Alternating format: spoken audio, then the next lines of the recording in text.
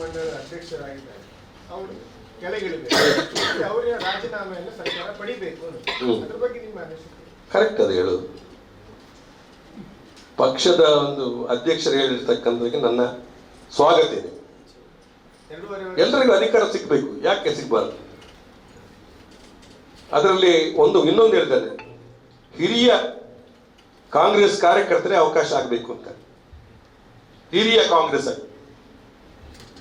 ಖಂಡಿತವಾಗಿ ಬಹಳ ವರ್ಷದಿಂದ ಕೆಲಸ ಮಾಡತಕ್ಕಂಥ ಸಾಮಾನ್ಯ ಕಾರ್ಯಕರ್ತರಿದ್ದ, ಯಾರೋ ಒಬ್ಬ ಬಂದು ಅಧಿಕಾರ ಪಡ್ಕೊಳ್ಳುವಂಥದ್ದಲ್ಲ.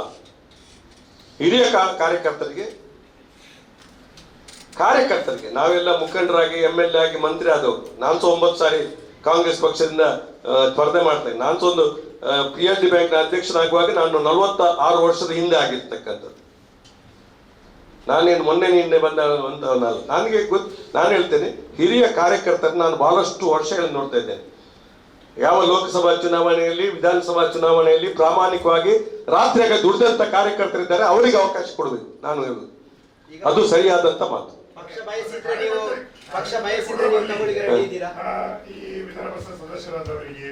ಕಾರ್ಯಕರ್ತರು ಕೊಡ್ಬೇಕು. ಕರೆಕ್ಟ್, ನೀವು ಹೇಳುದು ಕರೆಕ್ಟ್ ಹೇಳುದು. ಕಾರ್ಯಕರ್ತರು ಕೊಡ್ಬೇಕು. ಇವರೇ ಕಮಿಟಿ ಆಗಿ ಇವರೇ ಅಧ್ಯಕ್ಷ ಇದೊಂದು ಆಗುದಲ್ಲ. ಅದಕ್ಕೆ ಒಂದು ಒಳ್ಳೆ ತೀರ್ಮಾನವನ್ನ ಹರಿಪ್ರಸಾದ್ ಸಾಹೇಬರು ಮಾಡ್ಬೇಕು. ಯಾಕಂದ್ರೆ ಅವರೊಬ್ಬ ಏನೇ ಇರ್ಬೋದು, ಒಂದು ಹೇಳ್ತೇನೆ, ಅವರು ಹಿರಿಯ ಕಾಂಗ್ರೆಸ್ಸಿಗ.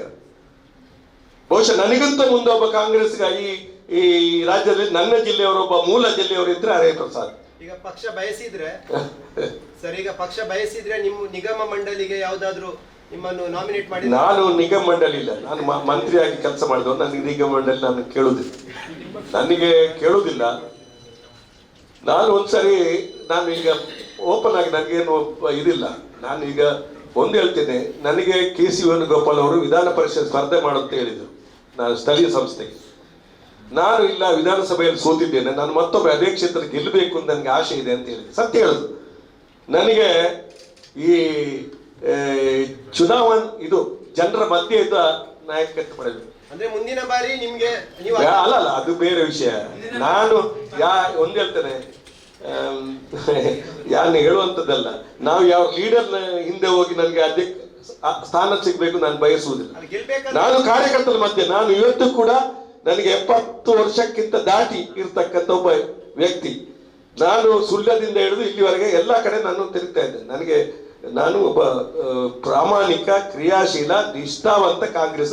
ಅದು ನಾನು 13 ವರ್ಷ ಮಂತ್ರಿಯಾಗಿ ಯಾವುದೇ ಕಪ್ಪು ಚುಕ್ಕೆ ಇಲ್ಲದಂತೆ ಪ್ರಾಮಾಣಿಕವಾಗಿ ಬದುಕಿದ್ದೀನಿ. ನಾನು ಎಲ್ಲರೂ ಬೆಂಗಳೂರಲ್ಲಿ ಮನೆ ಇದ್ರೆ, ಮಂಗಳೂರಲ್ಲಿ ಮನೆ ಇದ್ರೆ, ನನಗೆ ನನ್ನ ತಂದೆ ಕೊಟ್ಟಿರ್ತಕ್ಕಂಥ ಜಾಗದಲ್ಲಿ ನಾನು ಸ್ವಂತ ಮನೆ ಇರ್ತಕ್ಕಂಥದ್ದು. ನೀವು ಎಷ್ಟು ಅದನ್ನ ಎಪ್ರಿಷಿಯೇಟ್ ಮಾಡ್ತೀರಿ ಬಿಡ್ತೀರ ನನಗೆ ಮುಖ್ಯ ಅಲ್ಲ. ನಾನು ಒಬ್ಬ ಪ್ರಾಮಾಣಿಕ. ನಾನು ನನ್ನ ಬದುಕೇ ಕಷ್ಟ ಇದೆ. ಪೇಪರ್ನವ್ರಿಗೆ ಗೊತ್ತಿದೆ, ಕೆಲವು ಜನರಿಗೆ ಯಾವ್ದು ಜಾಹೀರಾತು ಕೊಡಬೇಕು ನನಗೆ ಕಷ್ಟ ಆಗ್ತದೆ. ಅದು ಹೇಳ್ತೀನಿ, ಸತ್ಯ ಹೇಳ್ತೀನಿ. ನನ್ನ ಮನಸ್ಸಿದೆ, ನಮ್ಮ ಕಷ್ಟವನ್ನು ನಾನು ಹೇಳುದು. ಈಗ ರಾಜಕೀಯಕ್ಕೆ ವಯಸ್ಸಿಲ್ಲ ಸರ್, ಈಗ ರಾಜಕೀಯಕ್ಕೆ ವಯಸ್ಸಿಲ್ಲ. ಹಾಗೆ ಮುಂದಿನ ದಿನಗಳಲ್ಲಿ ಮ್ಯಾನಿಪ್ಯುಲೇಟಿವ್ ಪಾಲಿಟಿಕ್ಸ್ ಅಲ್ಲಿ ನಮ್ಮ ಹತ್ರ ಇಲ್ಲ. ಮ್ಯಾನಿಪ್ಯುಲೇಟ್ ಪಾಲಿಟಿಕ್ಸ್ ಅಲ್ಲಿ ನಾನು ಮಾಡೋದಿಲ್ಲ, ನಾನು ಇಷ್ಟಪಡೋದಿಲ್ಲ. ಅಂತ ವ್ಯಕ್ತಿಗಳನ್ನ ನಾನು ಬಯಸುವುದಿಲ್ಲ, ಅವ್ರಿಗೆ ಗೌರವವನ್ನು ಕೊಡುದಿಲ್ಲ. ನಾನು ಗೌರವ ಕೊಡ್ತಕ್ಕಂಥ ಯಾರು ಅಂತ ಹೇಳಿದ್ರೆ, ಅವನು ಜನರ ಜೊತೆ ಇರ್ತಕ್ಕಂಥ, ನಿರಂತರ ಕೆಲಸ ಮಾಡತಕ್ಕಂಥ, ಜನರ ಮಧ್ಯೆ ಇರ್ತಕ್ಕಂಥವ್ರು. ವಿಧವಾ ಮಹಾಸಾಸ, ಓಲ್ಡ್ ಏಜ್ ಪೆನ್ಷನ್, ಅಂಗವಿಕಲರ ಮಹಾಸಾಸ ಮಾಡಿ ಹಕ್ಕುಪತ್ರ ಕೊಡಿಸಿಕೊಂಡು ಜನರ ಮಧ್ಯೆ ಕೆಲಸ ಮಾಡಿದ್ರು. ಪಕ್ಷದ ಪ್ರತಿ ಚುನಾವಣೆಯಲ್ಲಿ ಪಂಚಾಯತ್ ಮಟ್ಟದಲ್ಲಿ ಕೆಲಸ ಮಾಡತಕ್ಕಂಥ ಯಾರು ಕಾರ್ಯಕರ್ತ, ಅವನಿಗೆ ಗೌರವ ಕೊಡ್ತೇನೆ.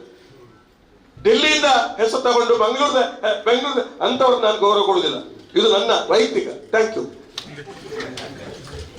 ಒಂದು ವಿಷಯ ನಾನು ಇನ್ನು ಹೆಚ್ಚು ಈ ಒಂದು ಗ್ಯಾಸ್, ನೀವು ಗ್ಯಾಸ್ ಅಲ್ಲ, ಪೆಟ್ರೋಲ್ ಗ್ಯಾಸಿನ ಇದು